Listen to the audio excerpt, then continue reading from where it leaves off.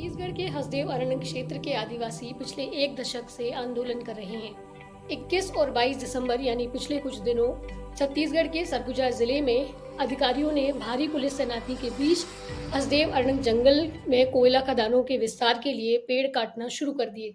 इस कवायद के दौरान स्थानीय लोगों और कार्यकर्ता समूहों ने विरोध प्रदर्शन जारी रखा। छत्तीसगढ़ बचाओ आंदोलन के आलोक शुक्ला जी हमारे साथ हैं। आलोक जी, सबसे पहले आप हमें बताइए कि बीते दिनों धरातल पर क्या गतिविधियां हुई? कल भी मैं आपसे बात करी थी कुछ, और फोर्स की तरफ से क्या एक्शन हुआ, कितने पेड़ काटे गए? हम जानते हैं कि इसके पहले भी पहले चरण में 2022 में शायद कुछ पेड़ काटे गए थे। क्या इस बार संख्या ज़्यादा है और क्या वहाँ पर हुआ? इसके बारे में थोड़ी सी हमें जानकारी दीजिए। जी बिल्कुल।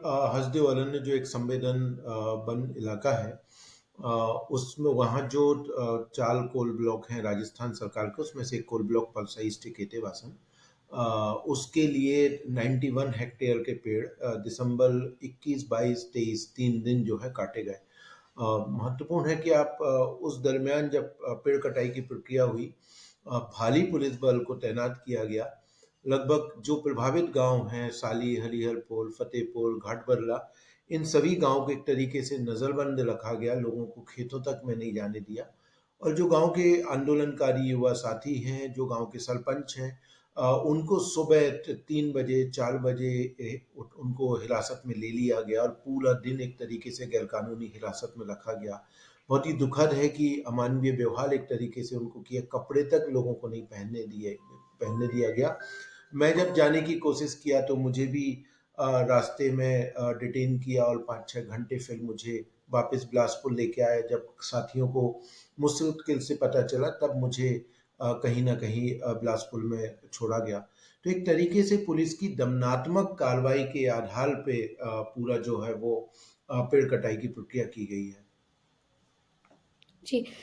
एक फॉरेस्ट राइट्स एक्ट के बारे में मैं समझना चाह रही थी आपसे कि एक बात जैसे हमें मालूम है कि ग्राम सभा की स्वीकृति की बात होती है। मैंने पढ़ा कि उनकी स्वीकृति होनी ज़रूरी है। उसके बाद ही राज्य सरकार जो है वो कोई डिसीजन ले सकती है। तो उस परिप्रेक्ष्य में आप समझा सकते हैं कि कैसे इम्प्लीमेंटेशन होता है फॉरेस्ट राइट्स एक्ट का? देखिए, जो किसी भी परियोजना को जब हम देखते हैं तो वन अधिकार मान्यता कानून 2006 के तहत जो जो डायवर्जन की प्रक्रिया है, 1980 का वन संरक्षण अधिनियम। तो जब डायवर्जन होगा, क्योंकि किसी भी परियोजना के लिए वन भूमि का तब तक उपयोग नहीं होगा जब तक उसका डायवर्जन की प्रक्रिया पूरी नहीं होती। तो डायवर्जन की प्रक्रिया पहले तो ऐसे ही हो जाती थी, लेकिन जब वन अधिकार मान्यता कानून 2006 आया तो उस कानून के में ये प्रोविजन है कि आप यदि किसी भी वन क्षेत्र को किसी भी परियोजना के लिए आपको देना है, तो पहले वहां पे जो लोगों के व्यक्तिगत वन अधिकार हैं, सामुदायिक वन अधिकार हैं और सामुदायिक वन संसाधन के अधिकार हैं, जो उन अधिकारों को आपको मान्यता देनी होगी। और मान्यता देने के बाद जो ग्राम सभाएं हैं, प्रभावित ग्राम सभाएं हैं, उनके द्वारा एक ग्राम सभा में कंसेंट, लिखित सहमति आपको लेनी पड़ेगी कि हाँ, वो ग्राम सभाओं में वन अधिकारों की जो मान्यता प्रक्रिया समाप्त हुई है और उसके बाद वो सहमत है उस वन क्षेत्र को देने के लिए। ये प्रावधान है, उसके बाद ही किसी भी वन भूमि का डायवर्जन हो सकता है। हसदेव के अंदर आप देखेंगे कि सबसे बड़ा उल्लंघन इसी प्रक्रियाओं का हुआ है। 2014-15 में जब कोलगेट के समय सारे कोल ब्लॉक कैंसिल हुए और वापस जब री अलॉटमेंट शुरू हुआ, उस दरमियान हसदेव की 20 ग्राम सभाओं ने, चूंकि वो संविधान का 5वीं अनुसूचित इलाका है जहां ग्राम सभाओं की सहमति अनिवार्य है, चाहे वो भूमि अधिग्रहण की बात करें तो पैसा अधिनियम की बात करें या वन भूमि के डायवर्जन की बात करें तो वन अधिकार मान्यता कानून 2006। ग्राम सभाओं ने उस समय कह दिया था कि हम कोई भी ग्राम सभा में सहमति नहीं देंगे, आप कोल ब्लॉक का आवंटन मत करिए। बावजूद इसके वहां पे 7 कोल ब्लॉकों के आवंटन हुए, 4 राजस्थान सरकार को हुए, 2 कोल ब्लॉक छत्तीसगढ़ सरकार को और एक आंध्र प्रदेश को। और इन 4 में से 6 के एमडीओ अडानी कंपनी को दिए गए और एक कोल ब्लॉक जो है वो बिरला समूह के पास है। महत्वपूर्ण है कि जो पल्सा कोल ब्लॉक प्रभावित गांव हैं, वो 2014 से ही ग्राम सभाओं में विरोध प्रस्ताव करते रहे। 2014 में किया, 2015 में किया, 2017 में किया। बावजूद उसके 2018 में कंपनी के द्वारा, जो खनन कंपनी एमडीओ अडानी के द्वारा ग्राम सभा के फर्जी प्रस्ताव बनाए गए। फर्जी प्रस्ताव मतलब ये कि गांव की ग्राम सभा हुई, बाद में उदयपुर में जो वहां का ब्लैक ब्लॉक हेडक्वार्टर है, वहां सर्किट हाउस में जाके फर्जी तरीके से प्रस्ताव को जोड़ा गया और उन प्रस्ताव के आधार पर स्वीकृतियां हासिल की गई।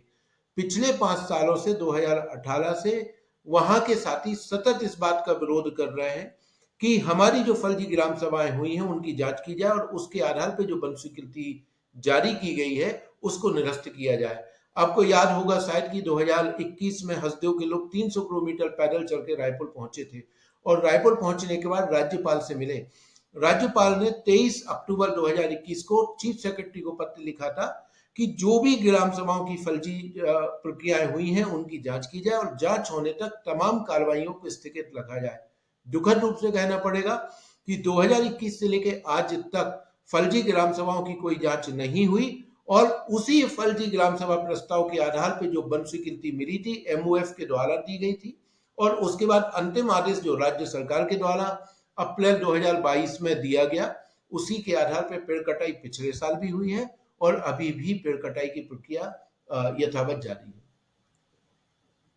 अभी कुछ देर पहले ही मैं कुछ आदिवासी भाइयों से बात कर रही थी, तो क्या ऐसा हुआ है कि कभी भी जो है ग्राम सभा ने कभी भी स्वीकृति दी हो, या पहले वो बता रहे थे कि कुछ लोग यहाँ पे आते रहते हैं या पहले आए आए हैं और उन्होंने हमें कन्विंस करने की कोशिश की कि ये आपके लिए अच्छा होगा, ये यहाँ पे स्कूल बनाएंगे, हम आपको नौकरियाँ देंगे, ये ऐसा होगा।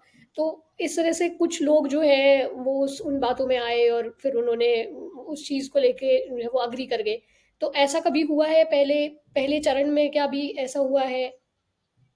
देखिए, जो पलसा ईस्ट केटेवासन कोयला खदान है जिसका फर्स्ट फेज 2013 में शुरू हुआ था, पलसा ईस्ट केतेवासन कोयला खदान के प्रथम चरण, क्योंकि ये खदान जब 2012 में मार्च 12 में इसकी वन स्वीकृति हुई थी तब इसमें कंडीशन रखी गई थी, क्योंकि ये एफएसी कमेटी को के निर्णय को बदलते हुए मिनिस्टर ने ये निर्णय लिया था, क्योंकि ये नो गो इलाका था 2010 में और ये कहते हुए कहा गया था कि फ्रिंज इलाका है।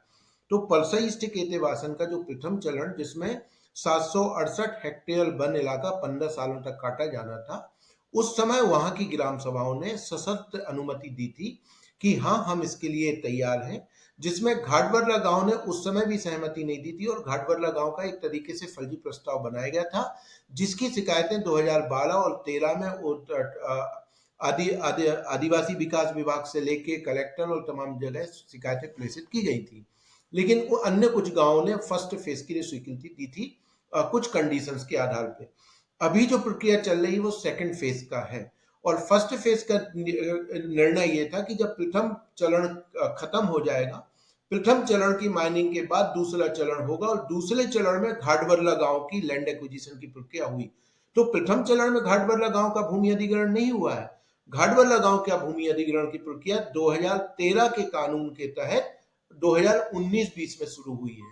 तो जब 2019-20 में इसकी भूमि अधिग्रहण की प्रक्रिया शुरू हुई है, इसका मतलब यह है कि 2013 कानून के तहत आपको ग्राम सभा की अनिवार्य सहमति लेना है।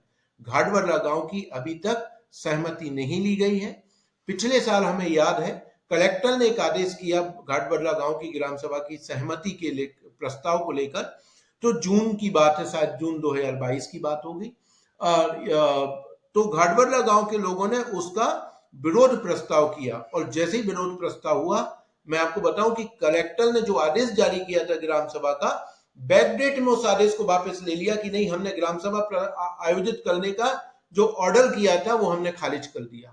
उस ग्राम सभा को ही इन्होंने कहीं ना कहीं खारिज कर दिया। तो ये जो स्थिति है कि घाटबरला की आज भी विधिवत ग्राम सभा नहीं है।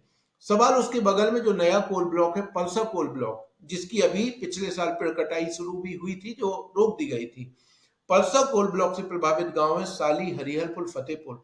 मैंने जो अभी थोड़ी देर पहले आपको बताया कि 2014, 2015, 2016, 2017 में सतत वहां की ग्राम सभाओं ने विरोध किया है और 2018 में विरोध के बावजूद फर्जी प्रस्ताव कंपनी के द्वारा लिखवाए गए हैं जिसके आधार पर वन स्वीकृति हासिल की गई है। तो कोई भी विधिवत ग्राम सभा ना तो पीकेवी फेज 2 के लिए है और ना ही पलसा कोल ब्लॉक के लिए है। एक बात जो नो गो ज़ोन की होती है, जैसे हम 2010 में हमने देखा कि मिनिस्ट्री ऑफ कोल और एनवायरनमेंट दोनों ने जो सर्वे किया उसके बाद नो गो ज़ोन घोषित किया गया। और फिर नवंबर 2023 जब तक दूसरे फेज़ में लगभग आप बता रहे हैं 91 हेक्टेयर्स तक का क्लियरेंस दिया गया। आप संघर्ष में क्योंकि हैं तो तब से अब तक जो है एक कौन से नियम ऐसे हैं जिनके आधार पर नो गो घोषित हुआ और फिर कौन से नियम हैं जिनके आधार पर स्वीकृति हो गई अब? देखिए 2010 में जब जयराम रमेश जी वन एवं पर्यावरण मंत्री थे, उस समय उन्होंने फॉरेस्ट सर्वे ऑफ इंडिया के साथ मिलकर एक अध्ययन करवाया था कि जो देश का टोटल कोल बेलिंग इलाका है, वहां पे कहाँ पे माइनिंग होनी चाहिए, कहाँ पे नहीं होनी चाहिए। उसमें उन्होंने जो पैरामीटर मंत्रालय ने रखे थे कि जो एक बड़ा फॉरेस्ट कवर है, 50% से ज्यादा डेंसिटी जो फॉरेस्ट की है, फॉरेस्ट का, और उसमें जो डेंसिटी के साथ बायोडाइवर्सिटी है, वाइल्ड लाइफ की उपस्थिति, हाइड्रोलॉजी, ये तमाम पैरामीटर थे। तो उस अध्ययन में ये निकल के आया कि जो देश का टोटल कोल बैनिंग इलाका है उसमें 10% के आसपास इलाका ऐसा था जो कि नोगो है, मतलब जिसमें माइनिंग नहीं होनी चाहिए। और उस इलाके को आप देखेंगे कि उस समय मंत्रालय ने यह भी निर्णय लिया था कि यदि उसको हम छोड़ के भी खनन करेंगे तो देश की उस समय 70 सालों की कोयले की जरूरत के लिए कोयला बाकी इलाकों में है। उस नोगो में महत्वपूर्ण था कि हसदेव इकलौता कोल फील्ड था। छत्तीसगढ़ के टोटल कोल का 8% कोल जो है वो हसदेव में है। छत्तीसगढ़ में 55,000 मिलियन टन कोल है, तो करीब 5,000 के आसपास जो है हसदेव में है, जिसमें 22 कोल ब्लॉक आइडेंटिफाई है। पूरा का पूरा नो गो इलाका था। और जो कोल ब्लॉक आवंटित हुए थे हसदेव में, तो नो गो बनने के बाद उनके क्लियरेंस की प्रक्रिया रोक दी गई थी।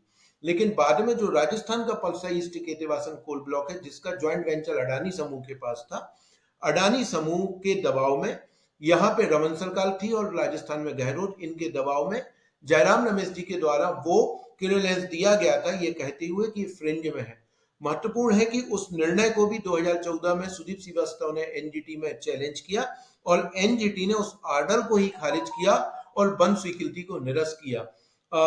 उस 2014 में निरस्त होने के बाद फिर मामला सुप्रीम कोर्ट गया, और जो बार बार अभी कहा जाता है कि सुप्रीम कोर्ट ने तो कह दिया, सुप्रीम कोर्ट ने कह दिया, एनजीटी ने यह कहा था कि अभी हम इसको निरस्त कर रहे हैं, इसके बाद जो वन मंत्रालय है वो इस पूरे इलाके की जैव विविधता का अध्ययन करे और अध्ययन करने के बाद निर्णय ले कि वापस वन स्वीकृति देना है या नहीं देना।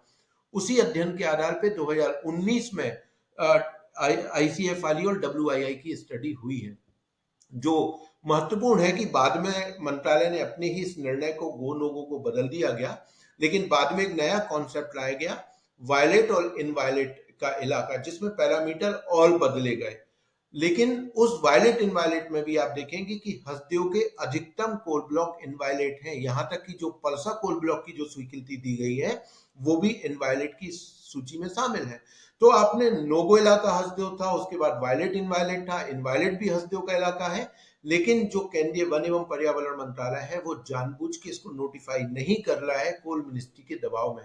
तो एक तरफ हसदेव के तमाम कोल ब्लॉक इनवायलेट सूची में है, दूसरी तरफ वही एमओएफ जो है नोटिफाई ना होने के कारण कोल ब्लॉकों की स्वीकृति दे रहा है। हाल ही में जो डब्ल्यूआईआई की स्टडी हुई है, आपको महत्वपूर्ण है ये बताना कि 2014 से 2019 तक एमओएफ ने कोई स्टडी हसदेव में नहीं की और सुप्रीम कोर्ट के स्टे के आधार पर पलसा ईस्ट केतेवासन में माइनिंग जारी रही, कैपेसिटी बढ़ाई गई और अब तो सेकंड फेज आया।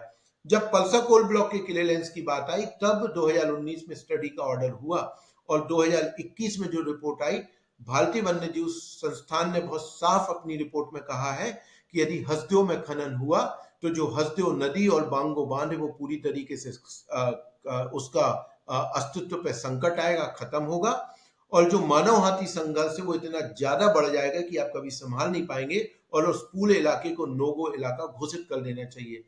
दुर्भाग्य से या दुखद रूप से कहना चाहिए कि जो भारतीय वन्यजीव संस्थान की जो सिफारिशें थी, उस सिफारिशों को, उस रिपोर्ट को छुपा दिया गया और आईसीएफआरई ने अडानी समूह के दबाव में पूरी रिपोर्ट को बदलते हुए रिकमेंडेशन में लिख दिया कि चूंकि पलसा ईस्ट केतेवासन कोयला खदान चालू है, इसीलिए 4 अन्य कोल ब्लॉकों को चालू किया जा सकता है। मुझे लगता है कि उन रिकमेंडेशन को उस तत्कालीन राज्य सरकार और एमओएफ को सवाल करना चाहिए था कि जब डब्ल्यूआईआई ने बहुत साफ तौर पे कहा है कि माइनिंग नहीं होनी चाहिए, तो ये रिकमेंडेशन क्यों आई। लेकिन केंद्र की चूंकि केंद्र में मोदी सरकार है जो अडानी के साले पे चलती है, उस एमओएफ ने उस रिकमेंडेशन को स्वीकार किया गया जो लिखवाया गया, और राज्य सरकार ने भी उस रिकमेंडेशन के आधार पे अंतिम वन स्वीकृति का आदेश जारी किया। और आज पलसा और पलसा ईस्ट के वासन का विनाश का कारण जो है अंततः उस रिपोर्ट को आधार बनाया गया था।